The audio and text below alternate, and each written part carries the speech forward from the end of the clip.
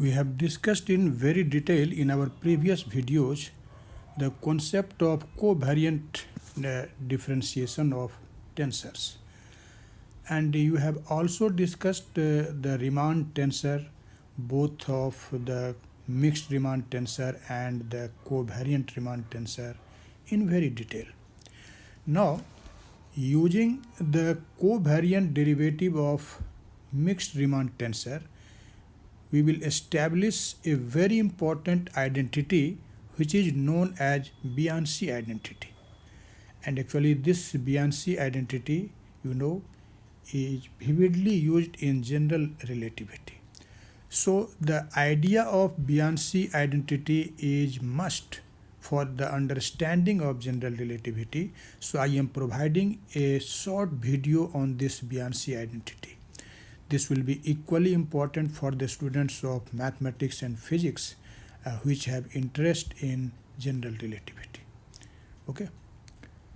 So starting from the basic definition of mixed Riemann tensor, we will obtain this Bianchi identity. So I think you can remember how we define the mixed Riemann tensor or mixed Riemann curvature tensor. You denote this by the symbol R, superscript lambda, and subscript mu, nu, sigma. And you have seen earlier, this is defined as the partial derivative of this Christoffel symbol of second kind with respect to x nu minus partial derivative of this Christoffel symbol of second kind with respect to x nu plus product of these two Christoffel symbols minus product of these two Christoffel symbols. Okay, I think you can remember this result because you have studied this in very detail in our previous lecture. Okay, now in fact, for establishing the Bianchi identity, here we will actually start with a local inertial Cartesian coordinate system, or you can say the geodesic coordinate system, and particularly at the pole of the geodesic coordinate system or the inertial local inertial Cartesian coordinate system, these these Christoffel symbols actually vanish, become zero. Both of the kinds of this Christoffel symbol are zero at the pole of this geodesic coordinate system. So if we consider our coordinate system is the local inertial Cartesian coordinate system or the geodesic coordinate system, okay, then at the pole, let us say P naught of this geodesic coordinate system, what will be this equation 1? In fact, in this condition, these Christoffel symbol will vanish, and therefore this mixed Riemann tensor R will be equal to this much. Okay, but you have also an idea that although at the pole of the geodesic coordinate system the Christoffel symbol vanish, but the first order and the higher order derivatives of these Christoffel symbols are not necessarily zero at that point. Okay, so keeping these facts under account, now we are going to take the partial derivative of the covariant derivative of this Riemann mixed tensor, particularly at the pole of this geodesic coordinate system, and then you will see by the process of this covariant differentiation of mixed Riemann tensor, we will be able to establish a very important identity which is called Bianchi identity. Okay, and in this regard you must have to know that at the event of vanishing of the Christoffel symbols at a point, the process of covariant differentiation reduces to ordinary partial differentiation. There is no difference between the covariant differentiation and the ordinary partial differentiation when the Christoffel symbol vanishes at a point. So at a point where Christoffel symbols get vanished, at that very point there is no difference between the covariant differentiation and the partial differentiation. So taking these facts into your mind, now let us take the covariant derivative of this mixed Riemann tensor with respect to rho at the at the pole of the geodesic coordinate system. So symbolically we write the covariant derivative of r with respect to rho by this symbol. You know it. Now as I have told you, since at the pole of geodesic coordinate system this Christoffel symbols are 0, and so there is no difference between the ordinary partial differentiation and the covariant differentiation. So when you will differentiate it with respect to the coordinate x rho, or simply with respect to rho, then you have to take only the ordinary partial differentiation of this RHS, and so this will be simply the second order partial derivative, that is del 2 this gamma, that is the Christoffel symbol, by del x rho times del x nu, and minus del 2 this Christoffel symbol operated on this Christoffel symbol by del x rho del x sigma at this pole P naught. Okay. Now you can further obtain two more equations on the basis of this equation 3. And how we can obtain the two more equations like this? This can be done simply by permuting the indices nu, sigma and rho in a cyclic order. Okay. So if you now write, so keep in mind that lambda and mu will remain at each, and we will have only to permute nu, sigma and rho. So if you want to now find the covariant derivative of r superscript lambda mu sigma rho with respect to nu, then what will be the result?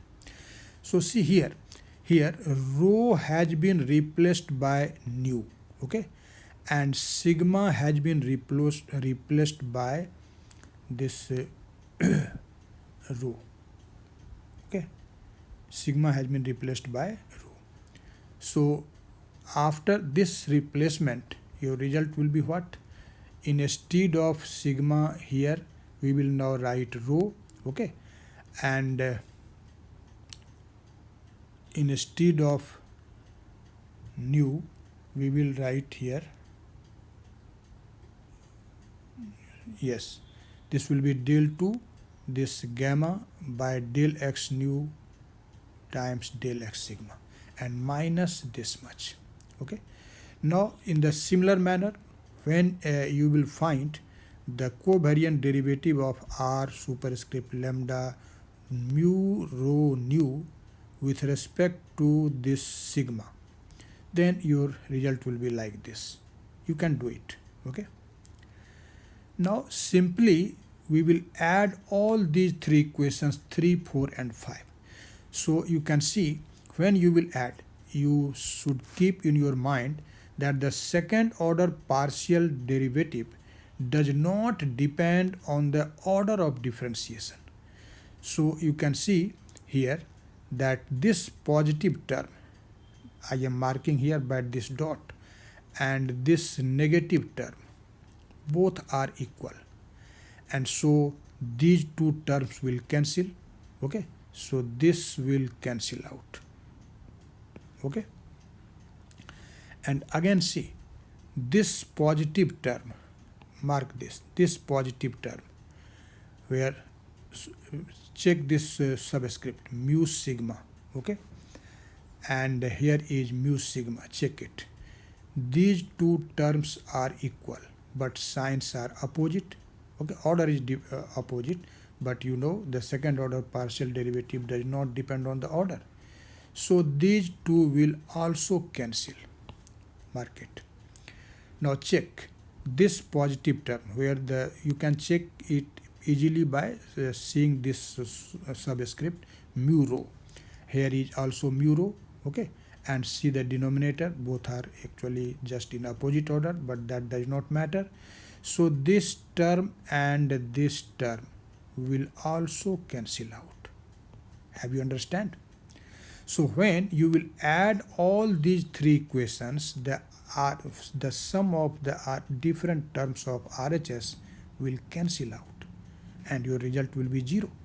And therefore we can simply say that the sum of these three quantities or these three objects, which are actually the covariant derivative of the mixed Riemann tensor with respect to rho, with respect to nu, and with respect to sigma, this sum becomes 0. Actually, this result is known as Bianchi identity. But how you have derived this result? You have seen in deriving this result, we have considered a particular coordinate system, which is the geodesic coordinate system or the local inertial Cartesian coordinate system. And particularly at the pole of this geodesic coordinate system, we have performed the covariant differentiation of the Riemann curvature tensor. And I have told you at that very point, the Christoffel symbol vanishes, but its first order partial derivative or higher order partial derivative does not vanish. Okay, they are not 0 necessarily. So using this fact, you have obtained this result. So you must have a question in your mind that these results are actually only the special case. This result will hold only at the pole of the geodesic coordinate system, or this will hold in any coordinate system at any point. The answer is this result is valid, this will hold good in any coordinate system at any point of the Riemannian space. Why? Because you know the tensor equation is invariant it is same in all coordinate system. So on the basis of this very fact, you can say that as this equation A1 is a tensor equation. Okay, this is a tensor equation. So this equation must hold good in every coordinate system. And as I have told you that since P naught is an arbitrary point of Riemannian space, okay, so equation A1 is true for all points of the space. Point P0 is arbitrary, okay. And so as a conclusion, now you can say that equation A1 is true for all points of Riemannian space and for all coordinate system. And as I have told you that this relation which is expressed in this equation A1 is known as Bianchi identity. Okay. So this is the Bianchi identity in terms of the covariant derivative of the mixed Riemann tensor. But we can also obtain the Bianchi identity for the covariant form of curvature tensor or the covariant form of the Riemann curvature tensor. And this can be obtained very easily. How you can obtain that? Actually, if your aim is to obtain the Bianchi identity for the covariant Riemann tensor, then you have to follow only one mathematical step. And what is that step? You have to take the inner product of this equation A1 with the covariant fundamental tensor, let us say G alpha lambda. Okay. When you will take the covariant when you will take the inner product of this fellow with respect to this G lambda, your result will be this much times this Bianchi identity equal to 0. Okay. But when we will take the inner product of G alpha lambda with this fellow, with the first term, what will be your result? In fact, this common indices will be removed, and here there will be alpha. So this will be simply R alpha mu nu sigma semicolon rho. And similarly, when we will take the inner product of this G alpha lambda with this second object, then again this lambda will be eliminated, and your object will be R alpha mu sigma rho semicolon nu. Okay. And here again lambda will eliminated, and alpha will be here. So this will be R alpha mu rho nu semicolon sigma, and sum of these three will be 0. I have written it here. You can see that this will is equal to this much. So this is the covariant form of Bianchi identity. Okay. So how easily we can obtain by the covariant differentiation of the Riemann tensor this very important identity you have learned. I think the each and every step of this lecture is now clear to you. Okay. But you will see the use and application of this Bianchi identity when we will discuss the proper theory of general relativity. Okay. Thank you very much.